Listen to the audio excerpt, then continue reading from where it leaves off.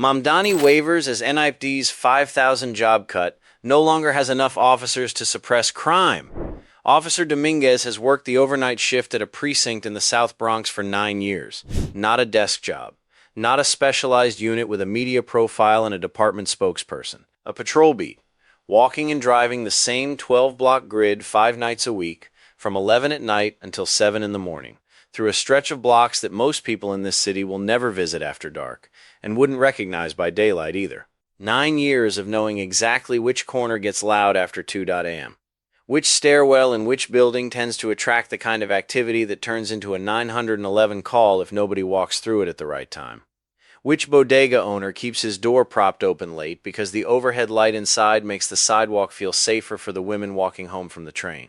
That's not the kind of knowledge you get from a staffing spreadsheet or a ComStat briefing. It's the kind of knowledge that takes years of showing up, night after night, building a rhythm with a neighborhood that doesn't trust easily and doesn't forgive quickly when that rhythm breaks. There's a number buried inside this budget cut that never made it into any press conference, and it explains with uncomfortable precision why Dominguez's precinct is about to lose the officers it can least afford to lose. You don't have to live in the South Bronx for this to matter to you. Any city that's ever tried to close a budget gap by thinning out its police force has run this exact experiment before, and the results follow a pattern so consistent that criminologists have a name for it. What happens next in Dominguez's precinct isn't a mystery. It's a forecast, and the data behind it is decades old. Subscribe before we continue, because the number we're about to walk through didn't come from a press release or a city council hearing.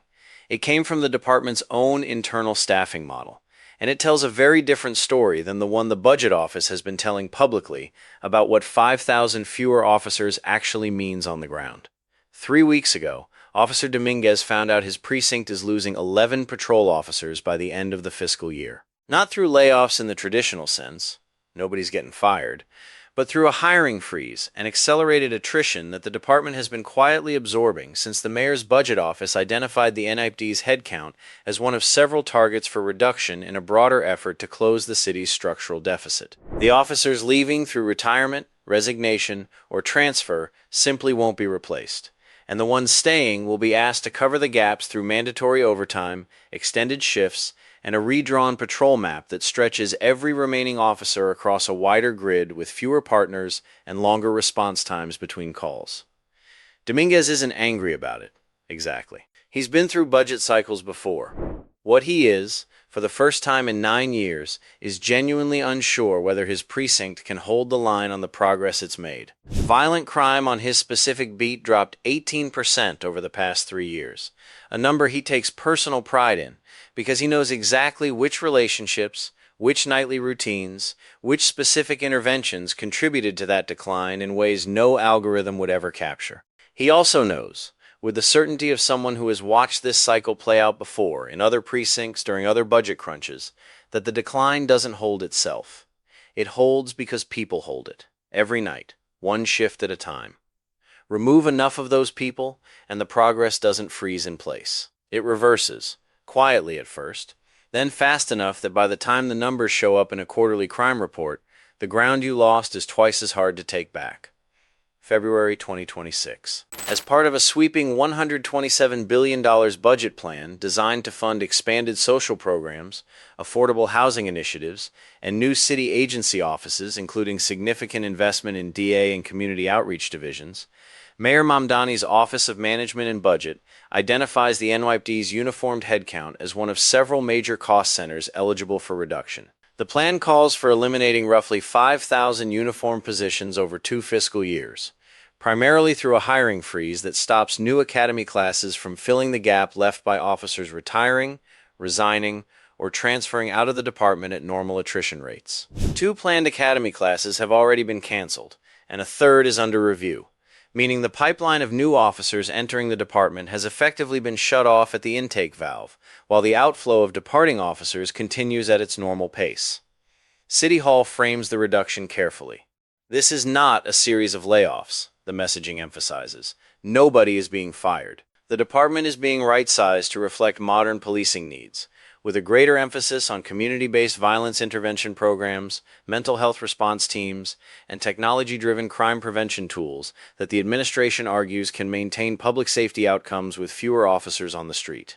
The mayor himself, in a budget address that drew significant media coverage, described the reduction as a shift from quantity to quality, arguing that New York has historically over-relied on sheer headcount as a proxy for safety in ways that other major cities have moved beyond. He pointed specifically to cities like Denver and Eugene, Oregon, which have implemented alternative response models for mental health calls with documented success in reducing unnecessary police contact. That framing isn't entirely wrong. Other cities have successfully transitioned toward models that supplement traditional patrol with specialized response units, and the academic literature on police staffing is genuinely more nuanced than the simple more officers equals less crime equation that dominated policy debates for decades.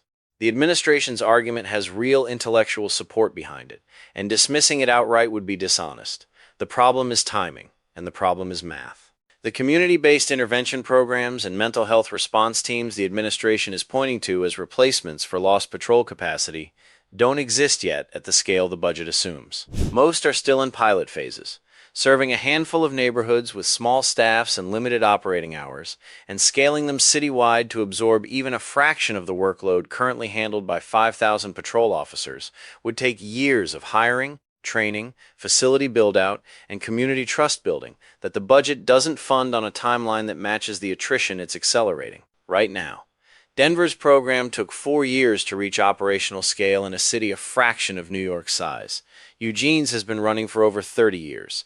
Neither launched simultaneously with a major staffing reduction. They were built first, proven, and then used to justify reallocation. The sequence matters enormously, and the sequence here is reversed. Here's the number that never made it into the budget address. The NYPD's own internal staffing model, maintained by the department's Office of Management Analysis and Planning, and referenced in internal briefings described to reporters by department sources, calculates a metric called effective patrol coverage. The number of officers actually available for street-level patrol on any given shift, after accounting for court appearances, administrative duties, sick, leave, vacation, training days, and specialized unit assignments that pull officers off patrol entirely. By that internal metric, the department's effective patrol coverage was already running below its own recommended threshold before the budget cut was announced. Removing 5,000 uniformed positions from total headcount doesn't translate to 5,000 fewer officers on the street. Many of those positions were administrative, training, or specialized unit roles. But it does translate, according to the model's own projections, to roughly 1,200 fewer officers available for street patrol on any given shift citywide, concentrated most heavily in precincts that were already staffed at or below minimum coverage levels. That's not a number the budget office cited when presenting the reduction publicly. The public-facing number was 5,000 total positions, framed against a total department headcount north of 35,000, making it look like a modest 14% trim. The operational number, 1,200 fewer patrol officers per shift, concentrated in the precincts least able to absorb the loss, tells a completely different story about what this reduction actually means for the people living in those specific neighborhoods. $5.4 billion in projected savings over 2 fiscal years, citywide, across an entire budget. Against that, 1,200 fewer patrol officers per shift in precincts, where the relationship between visible patrol presence and crime suppression isn't theoretical. It's the documented result of years of specific, officer-by-officer work that took a decade to build and can unravel in a single budget cycle. Step into Dominguez's actual precinct for a moment, because the story stops being a budget number the second you do. 11 officers leaving means the overnight shift, already his precinct's thinnest staffed rotation, drops from 16 officers to somewhere around 12, depending on how many of the remaining officers get pulled for court appearances or mandatory overtime coverage at neighboring precincts that are even more shorthanded. 12 officers covering a patrol area that was mapped and designed for 16 means something very specific and very tangible on the street. It means response times to non-emergency calls stretch from an average of 12 minutes to something closer to 20. It means the proactive patrol loops, The ones where Dominguez walks through that specific stairwell at 3 a.m. not because anyone called, but because he knows from 9 years of experience that showing up there regularly is what keeps it from becoming a problem. Those loops get cut first, because you can't do proactive patrol when you're running from call to call with no gap between them. It means the bodega owner on the corner, the one who keeps his door open late because Dominguez walks past regularly enough to make the block feel covered, starts closing earlier, because the visible police presence that made him feel safe keeping the lights on past midnight isn't there anymore with the same consistency. One storefront going dark an hour earlier doesn't show up in any crime statistic. But multiply it by every bodega, every late-night laundromat, every small business whose hours are quietly calibrated to how safe the owner feels on that specific block at that specific time of night, and you start to see how a staffing reduction compounds through a neighborhood in ways no spreadsheet captures. The elderly woman on the fourth floor of the building at the far end of Dominguez's beat, the one who told him 2 years ago that she started taking evening walks again for the first time in a decade because she finally felt safe enough to leave her apartment after dark, she's already stopped. Not because anything happened to her, because the officer she recognized on the corner 3 nights a week isn't there 3 nights a week anymore, and the feeling of safety that brought her outside was never about a statistic in a database.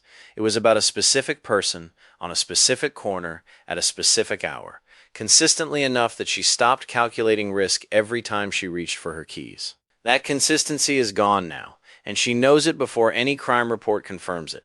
Dominguez's sergeant, a 23-year veteran who has survived 4 budget cycles and 2 hiring freezes in her career, described the current situation to colleagues in terms that are blunt by department standards. She's not worried about the next quarter's Comstat numbers. Those will lag, the way they always do, showing the decline months after it's already underway on the ground.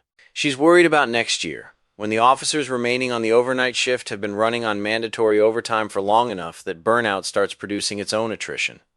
Experienced officers who don't quit over a budget cut, but do quit after 18 months of 6-day weeks covering gaps that were never supposed to be permanent. The community board in Dominguez's precinct area submitted a formal letter to the mayor's office 3 weeks ago asking for a meeting to discuss the staffing reduction's impact on their specific district. They haven't received a response.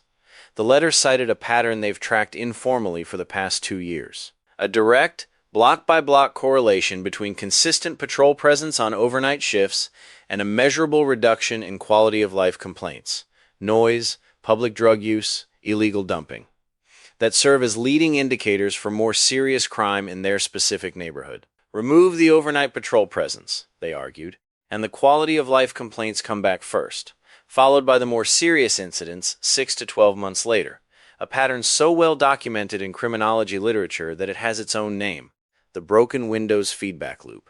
Multiply Dominguez's precinct by the dozens of precincts across the city facing similar or worse staffing reductions under this budget plan, concentrated overwhelmingly in neighborhoods that are lower income, higher crime, and disproportionately reliant on visible patrol as a baseline of public safety, and the $5.4 billion in projected savings starts looking less like a clean fiscal win and more like a bill the city is writing against its own most vulnerable neighborhoods, payable in crime increases that won't show up in a budget document for another 12 to 18 months.